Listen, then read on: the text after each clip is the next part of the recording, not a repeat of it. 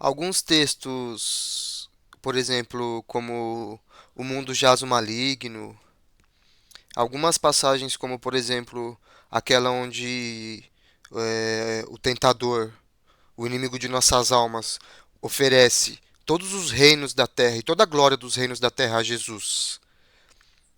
Esse texto nos ensina que todos os reinos pertencem ao tentador.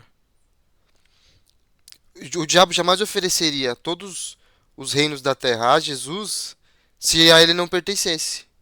Ele fez aquilo porque ele podia fazer aquilo. Ele não ofereceria os reinos se ele não pudesse realmente dar. Então, alguns textos como esses nos fazem entender que o monarca tem razão nessa fala dele. Esse monarca, agora você votaria na esquerda ou na direita?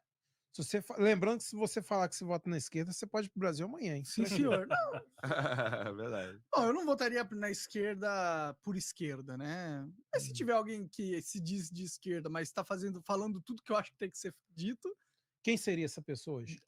cara, hoje, sinceramente, não existe ninguém que eu votaria e fala, porra, que orgulho, sabe? Depositei o meu voto, um cara que eu sei que assim que eu posso ir dormir tranquilo. Não, cara, pra mim esse mundo é do demônio, pra mim todo mundo é podre, corrompido, tem Você tá gente que é menos, desanimado com tem a gente que é vida? mais. Não, eu não tô desanimado com a vida. Eu só entendi que a vida é uma merda, entendeu? Mas isso não significa que é ruim a vida, entendeu? Significa que nós temos muito trabalho, só isso. Mas o estado de coisas que a gente herdou não é, não é, não é bom, né? A gente não tem capacidade de falar, a maioria das pessoas, muita gente passa fome. Independente de qual seja a posição política, independente de qual seja a religião, uma pessoa honesta, uma pessoa sincera, a primeira coisa que ela precisa reconhecer é que é o seguinte: os nossos achismos, as nossas crenças de nada valem se elas não tiverem um apoio moral na verdade dos fatos, na realidade da criação, na realidade das coisas, na verdade dos relacionamentos, não nas mentiras contadas, não nos interesses políticos, interesses egoístas próprios, de destruição, de corrupção. Isso aí não é o que vale. Isso não é o que fica. Porque essa é a parte onde não tem sustentação na realidade das coisas. Então, assim, quando o apóstolo Paulo entendeu que é, morrer é lucro e viver é Cristo, ele entendeu justamente isso, que viver é trabalhar. Quando você diz assim, cara, quando você entende que a vida é uma bosta, e não significa que isso seja ruim, significa que a gente tem muito trabalho para fazer, cara, isso pra mim é um. O Monark chegou a um estágio assim de transcrever a realidade em palavras. Porque você tem duas opções, ou você reclama ou você trabalha, ou você se torna a mudança que você quer ver no mundo.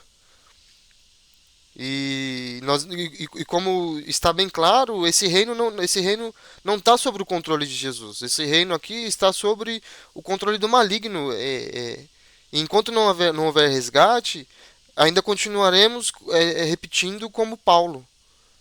Morrer é lucro e viver é Cristo. Morrer é lucro e viver é trabalhar, é se dedicar, é ser traído. E viver é perdoar, é ter misericórdia. Senão não é vida. Senão não é vida. Então é incrível quando a gente chega a essa conclusão. É sinal de que há amadurecimento. As regras da sociedade são tudo uma bosta, não servem. Todo mundo nas suas classes sociais e ideológicas pensando apenas no interesse próprio, não pensa no vizinho, não pensa no próximo e a gente continua assim. Então a vida é uma bosta? Beleza, mas e aí? É ruim? Não, vamos trabalhar. Significa que a gente tem muito trabalho a fazer. E eu acredito que o principal trabalho seja desmascarar todos aqueles que mentem, que enganam, que fantasiam, que enfeitam, que dizem, que prometem mil maravilhas, mas que sabemos que no fim a vida é uma bosta. Porque o mundo jaz o maligno. A vida é uma bosta porque só o que importa para a maioria das pessoas são os seus próprios interesses. Não conseguem pensar como uma corrente. As egrégoras estão cada vez mais corrompidas. Tudo foi corrompido. Uma mensagem linda que veio dos céus, de presente para nós, foi pegar quando chegou em solo, quando chegou no solo do planeta, foi corrompida e foi usada para corromper, para destruir, para matar, para roubar. Então, o problema não são as ideias. Não adianta esquerda e direita ficar brigando. O problema não é o marxismo, o problema não é o calvinismo. O problema são as pessoas que vão usar essas figuras para enganar, para corromper, para subverter e para ter cada vez mais poder e cada vez mais contrário ao Criador. Então, mesmo uma ideia vindo de forma divina, um presente para a humanidade, ao chegar em solo, se deparou com a primeira consciência aqui, foi corrompida e é usada para corromper. Dizer que todas as ideias de Marx são burras, isso é desonesto.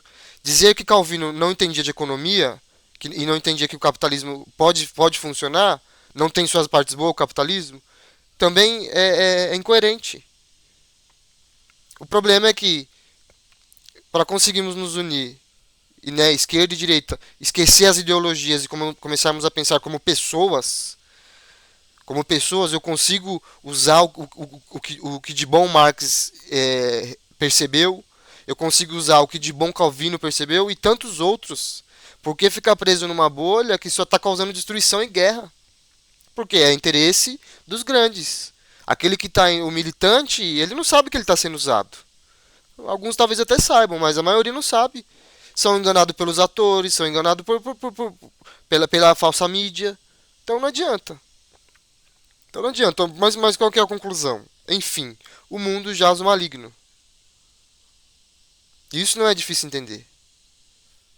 Não é difícil entender que se morrer é lucro e viver é Cristo, significa que quem impera e quem reina nesse sistema atual aqui, nesse sistema econômico, religioso e político, não são as regras divinas. Não são os conselhos divinos. São ideias de homens.